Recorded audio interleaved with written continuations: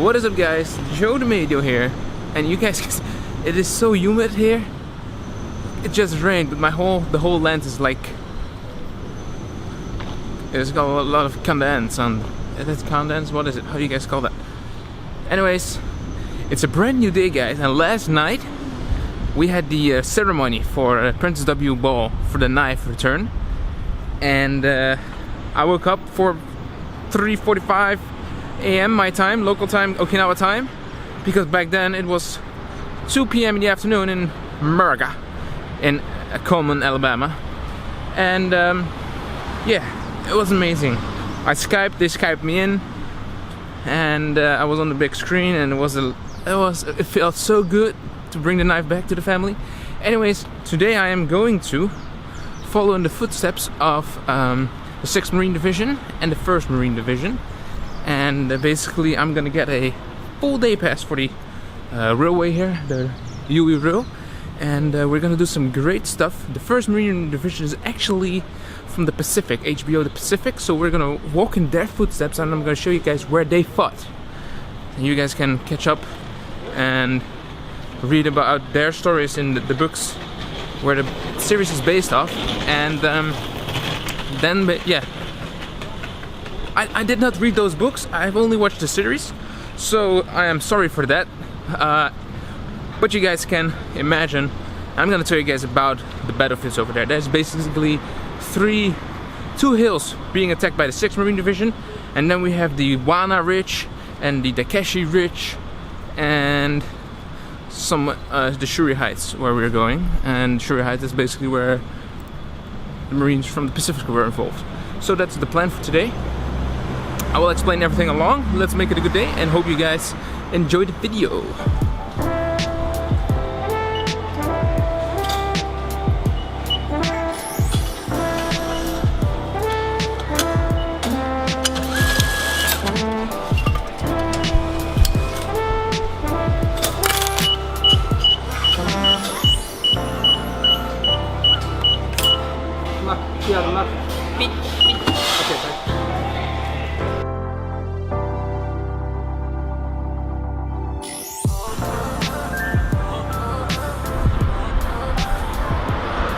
Alright guys, I am standing on one of the most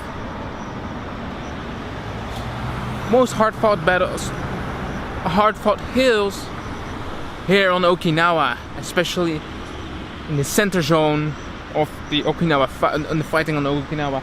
I am standing on Sugarloaf Hill, and basically the fights that happened here lasted for more than a week. It was the 6th Marine Division who crossed the Aso River on the night, the 10th and 11th of May 1945, which is way to the north, but you guys can see it on the map. And from May 12th to May 13th, they started closing in on this bridge right here. And the Japanese troops, Japanese Imperial Army, they had a perfect overview, as you guys can see, from here on top of the hill, overlooking the highway here. They could see the Americans coming from a long way.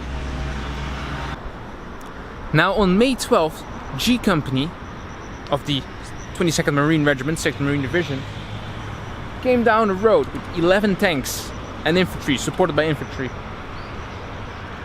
When they arrived here, they saw like 4 Japanese troops on the hillside running, or some sort running away, and they actually had no clue why it was. Was it panic, or was it some sort of diverse action? Anyways, they came here and immediately got under heavy fire from the Japanese troops stationed on this hill, destroying 3 tanks, and the Americans immediately they withdrew from the area right here, losing a lot of casualties on the site. Now I can tell you guys, the fights lasted for a week, May 19th, which is crazy. For a week, the American troops of the 6th Marine Division tried fighting, capturing this hill, leaving dozens of bodies from both sides scattered all over the place.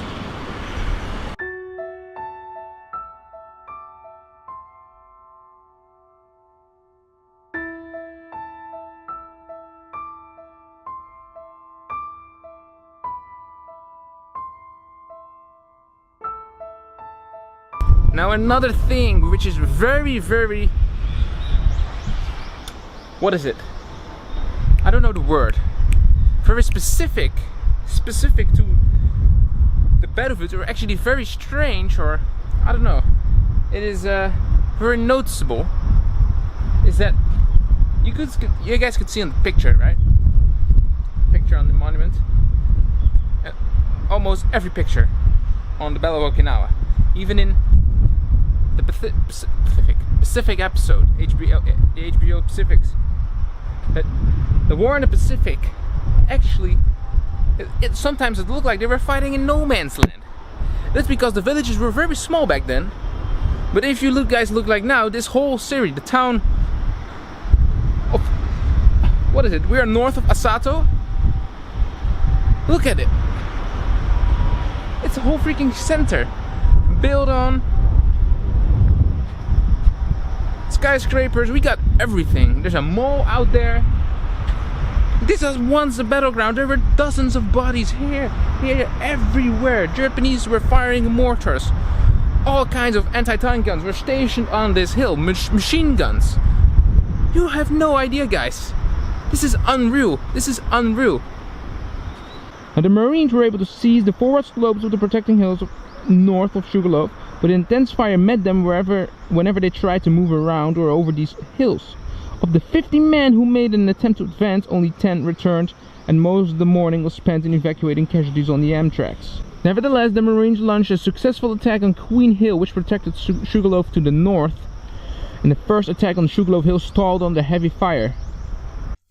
Now, for the actions here at Sugarloaf Hill, one man in particular received the Medal of Honor in 1998.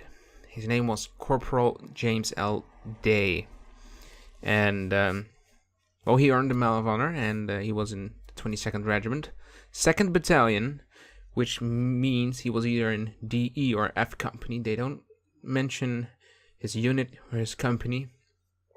I've tried searching everywhere, but somewhere his company's not listed on it. But he received the Medal of Honor, and I'm gonna read his citation, his Medal of Honor citation to you.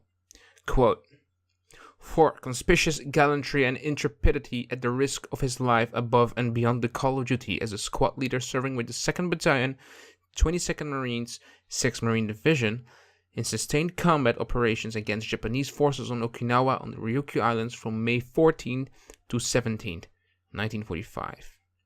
On the first day, Corporal Day rallied his squad and the remnants of another unit and led them to a critical position forward on the front lines of Sugarloaf Hill. Soon thereafter, they came under intense mortar and artillery barrage that was quickly followed by a fanatical ground attack of about 40 Japanese soldiers.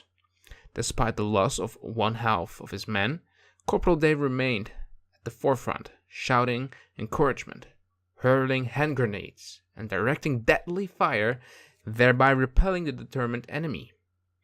Reinforced by 6 men, he led his squad in repelling 3 fierce night attacks, but suffered 5 additional Marines killed and 1 wounded whom he assisted to safety. Upon hearing nearby calls for corpsman assistance, Corporal Day braved heavy enemy fire to escort 4 seriously wounded Marines, one at a time, to safety. Corporal Day then manned a light machine gun, assisted by a wounded Marine, and halted another frenzied night attack. In this ferocious action, his machine gun was destroyed, and he suffered multiple white phosphorus and fragmentation wounds. Assisted by only 1 particularly effective man, he reorganized his defensive position in time to hold a 5th enemy attack with devastating small arms fire. On 3 separate occasions, Japanese soldiers close to within a few feet of his foxhole, but were killed by Corporal Day. During the 2nd day, the enemy conducted numerous unsuccessful swarming attacks against his exposed position. When the attacks momentarily subsided, over 70 enemy dead were counted around his position. On the 3rd day, a wounded and exhausted Corporal Day repulsed the enemy's final attack and dispatched around 12 of the enemy at close range. Having yielded no ground and with more than 100 enemy dead around his position, Corporal Day preserved the lives of his fellow Marines and made a primal contribution to the success of the Okinawa campaign. By his extraordinary heroism, repeated acts of valor, and quintessential battlefield leadership, Corporal Day inspired the efforts of his outnumbered Marines to defeat a much larger enemy force, reflecting great credit upon himself and upholding the highest tradition of the Marine Corps in the United States Naval Service. End quote. It is actions like these, guys. Wow. The heroism explained here is and just what he must have went through. It is incredible to just imagine what it must have been like back then. Simply, I have no words for it. Fighting like this continued all the way up to May 19th. Unreal. You guys can imagine that the 6th Marine Divisions, they noted that the fightings here were one of their bloodiest and heaviest fights on the Okinawa prefecture, Okinawa main island. I'm gonna walk around while reading up on some stories. I just imagine how everything must have been here. There's a whole big building right here. I don't know what it is today, but you know, guys, footsteps of the 6th Marine Division. Wonderful. I love it.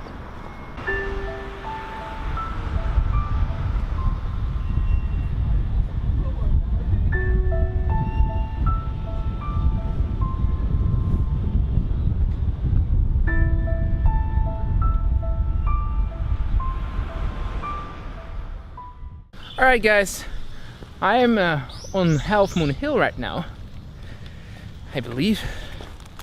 As you guys can see, according to Google Maps, well, not going to Google Maps, according to the tracesofwar.com website, this is the right location. And I can say, goddamn flies. I can say that it looks like a half moon, starting from here, going into a half moon all the way up there, over there, all the way up.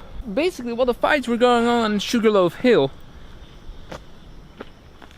the enemy here was firing directly on those guys. The enemy right here was firing on the guys, on the 22nd Marines at Sugarloaf Hill. Now, on May 17th, finally, guys from the 29th Marines, 1st Battalion, including H Company came up the middle of the road.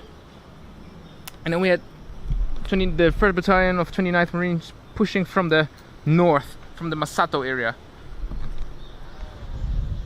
That is when the fights here started to take place. However, this was not the strongest enemy position, which was of course at Sugarloaf Hill, but still there were enemy strong points here located on top of the ridges. Now you guys can see it's a pretty big ridge, and it had we cannot see. Well, we can actually see it from here, right? Can we? I don't think we can actually. I don't see Sugarloaf Hill, but it's over there. It's a shame that we cannot see it from here. Maybe we should get to the top. Alright guys, Joe D'Amadio here. I changed clothes, as you guys can see, got a white shirt on.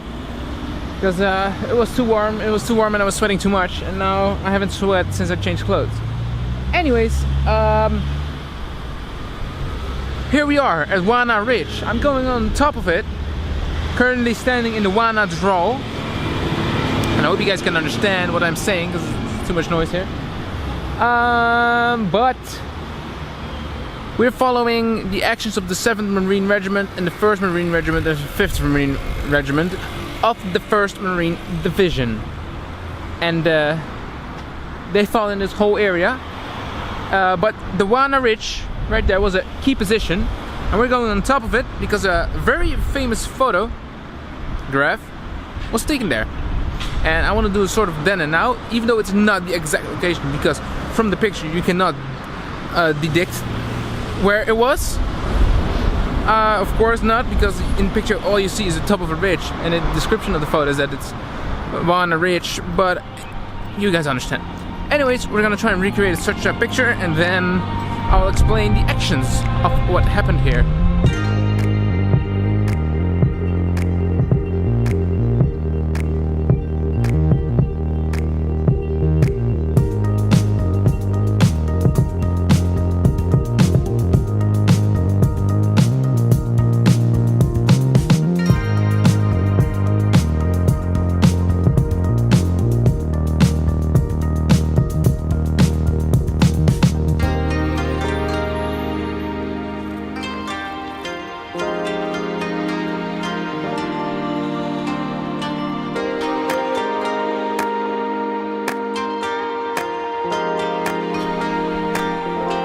I don't know what this means. The Google Maps said there was a sort of interest location here. I guess it has something to do with the old history of Okinawa. Look at that, they're killing a dragon or something. The shisha. Anyways, the Wana Ridge point of interest. Holy shit, look at that, guys. Is it a foxhole? Look at that.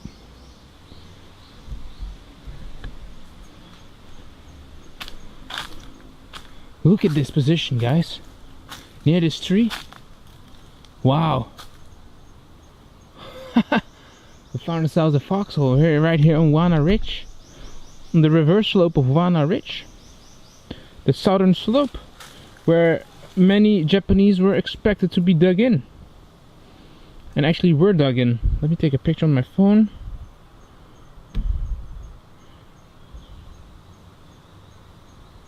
Alright. Great. Now I'm gonna find that point of interest. Alright guys, I actually made it. I came from here. I don't know, suddenly found, arrived here, this spot, overlooking Daikeshi to the north. Hey, look at the beast! You guys saw that? I don't know what it was, a ferret or something?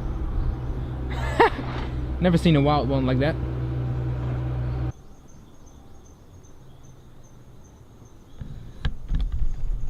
Now, shortly after midnight on May 21st, about 200 troops, Japanese troops, tried to drive off the Marines off the forward slopes.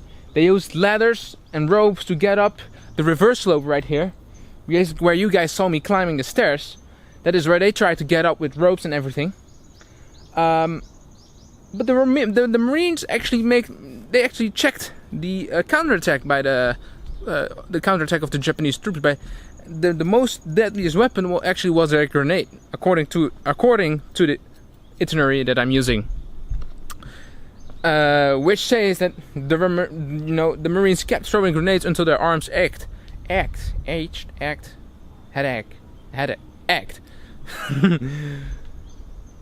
So I don't know if that's completely true, but of course, it's a combination of small arms fire and grenades, throwing grenades, because that's all you have. According to the book, I don't know, which is I think crazy. Can you imagine all those Marines here throwing grenades? Japanese troops coming from that way. It's unreal. They checked the counterattack, and later on the day, fortified and consolidated their positions here on Wana Ridge. And then it was time to go north. But it's amazing that all this you guys have to think, when it comes to battles, you have to think in matter of days and try to see the front line come forward or progress, because we were at the Sugarloaf Hill, also the fightings from May 13th to 19th, and this is from May. The fights at the Keshi Ridge started on May 10th, 11th, all the way up here to Wana Ridge, May 21st. It's all close. So yeah, then I don't know. It's very interesting. So yeah, guys, I hope you learned something new. Actually, I'm gonna try and find some personal stories of the. By the way, actually, cause you guys don't know, this is where, guys, the troops from the Pacific, HBO the Pacific, are guys from the 1st Marines, and since all 3 regiments here fought, hey, we are in the footsteps of HBO the Pacific. They fought here. Now, I didn't read those accounts, but they're using the HBO the Pacific is using 2 different veteran accounts, both from a different unit, regiment, I believe. But in the HBO Pacific, you can see them together, or in I don't know, it's part of the same units. Anyways, they're in the same division, which means they were on the same in the same areas, same battles, same campaigns. However, it's not historically accurate. Now, they fought here.